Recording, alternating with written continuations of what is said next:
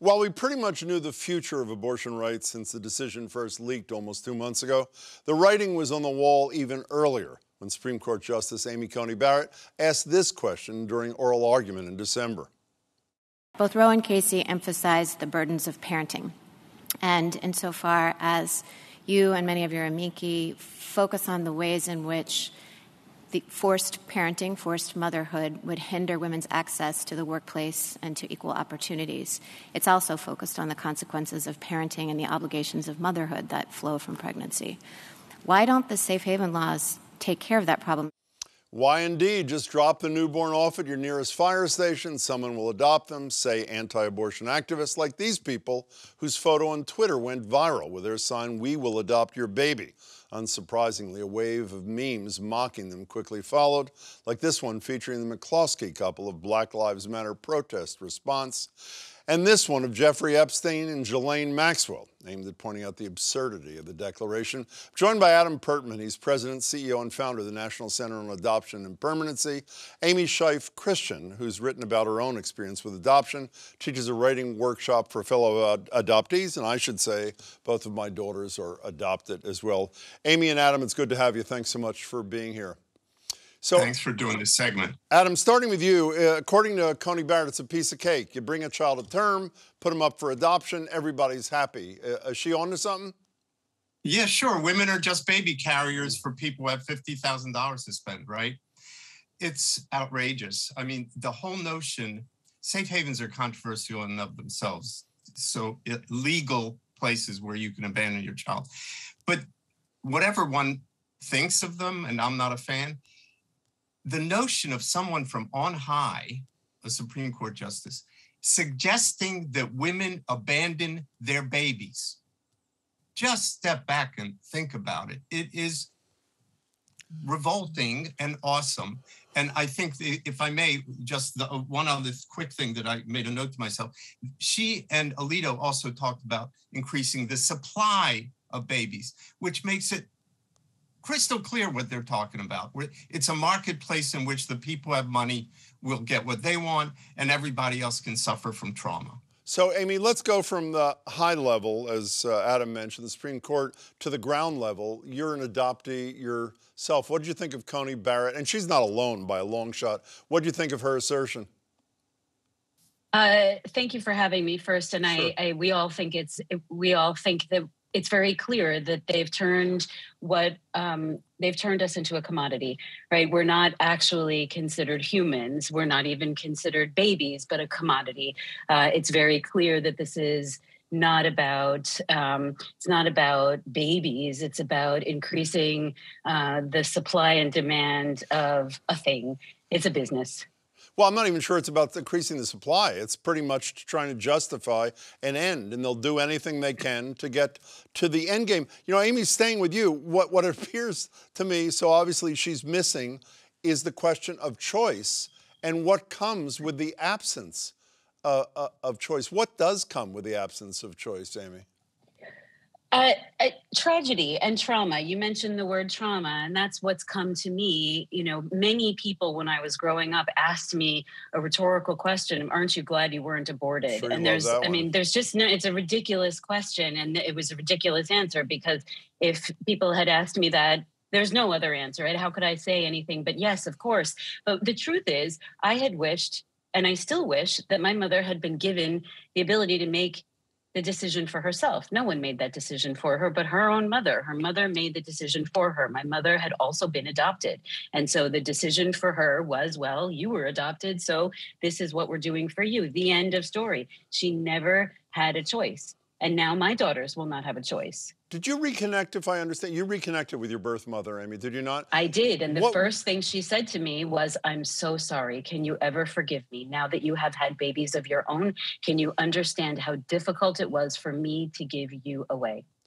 I never wanted to. You know, Adam, a local line that I attribute to a former congressman, and I won't mention his name because I'm not sure I'm right, but I'm sure the comment is those who take this position believe birth begins at conception and ends at birth. I mean, life begins at conception, ends at birth. What's the resource situation now without this extra burden, or to use the word that you both have used, the supply increases? What's the resource situation for adoptions, for foster care in this country?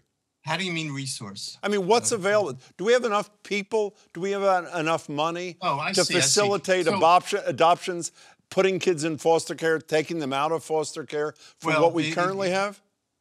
So let me make a couple points. First, I just want to follow up on Aimee for a second and say that one of the travesties of this is not just about choice at the moment.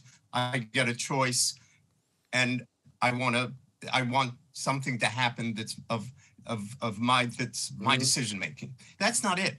When women place kids for adoption, I ask your whole audience, any woman who has given birth, you could just part with that baby and forget about it, right? And move on with your life.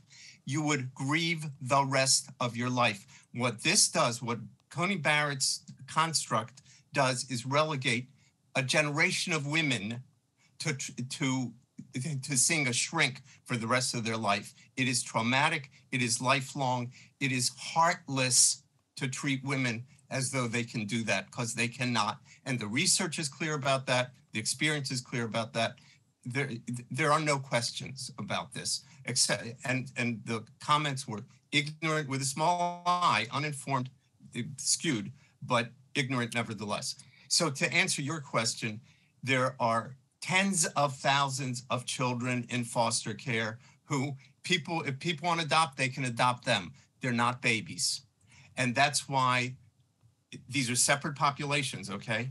The babies that are available typically, almost overwhelmingly, are available for adoption by people of means because they need $30,000 to $60,000. So it's not for everybody. The foster care population, there are no charges, and these babies are not going to go into foster care. These babies are going to go into an industry, if you will, where profits are permitted. So this may be unfair, Aimee, to ask you to go into the mind reading business, but Amy Coney Barrett is not a dope. I mean, she's an incredibly smart woman from my limited observation during her confirmation hearing. The term willful ignorance has been used a lot this past week during the January 6th hearings about Donald Trump's contention that he actually believes he won the election. Is this willful ignorance? Is it cruelty? What do you attribute this blithe notion? You have the kid, you give up the kid, everybody's happy. What do you attribute it to? I think she's an adoptive parent. She's a conservative Christian, and I think there's some cognitive dissonance in there. And I also think that this has to do with creating. We've talked about supply. I honestly think that there's a decision here to create more white babies in the United States.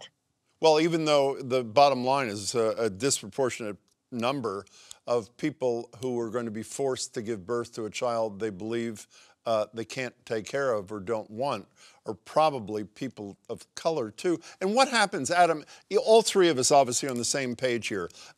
Doesn't matter where we are. The Supreme Court has made a determination. More than half the states have already made a determination. What does happen to the system? What happens to these kids when the numbers do go up exponentially, which by definition they're going to do? What happens to those kids? First, I'm not sure that it's going to be exponential because we still don't know what's going to happen with abortion pills and, you know. Well, let me interrupt you. There is no question, abortion pills or not, the numbers are going to go up. Well, the numbers are going to go up. Okay, so what happens? We don't know by how much. What happens to those kids? More babies are going to be available for adoption. More birth mothers are going to be grieving for the rest of their lives because they didn't have any choice. And anyway, more birth mothers are going to be grieving. And in the longer term, because of the nature of the children who are going who are going to be born, there's going to be an increase longer term because this will take time. There will be an increase in kids in foster care who are displaced from their families for reasons of abuse, neglect, because by definition, if these women had resources, they wouldn't place their kids. They'd get a babysitter, they'd get daycare. But instead, they're going to be forced to either grieve for the rest of their lives because they placed their kid, or raise their kids without the resources needed to do it. And life is going to be really tough. And more kids, we are going to fuel foster care. You know, Aimee, before we go, I don't want to leave people with the misconception, at least speaking for myself, that adoption, if it's by choice, is anything but a wonderful thing. I am firsthand knowledge. We're talking about a situation where there is no choice, where it is believed to be a substitute or replacement for abortion. Is that not where we are, Aimee? I can't say anymore that I am pro-adoption, but I have seen adoption go well. I do agree with Adam that the birth mother grieves. I just see that the birth mother grieves, and I think that is, I think the pre-verbal trauma that the adoptee experiences is also lifelong. You have the last 15 seconds, Adam. You want to add to that? Yeah, even when I'm an adoptive dad, full disclosure. I know that. This is a complicated issue. It's always hard. It's always complicated. In the best of circumstances, and in the best of circumstances, adopted people have issues. It's fine. We all have issues. And birth parents have profound issues. And that's in the best of circumstances. That's not what we are setting up here. Aimee and Adam, thank you so much for your thoughts. I really appreciate your time, both of you. Thank you. Thank you.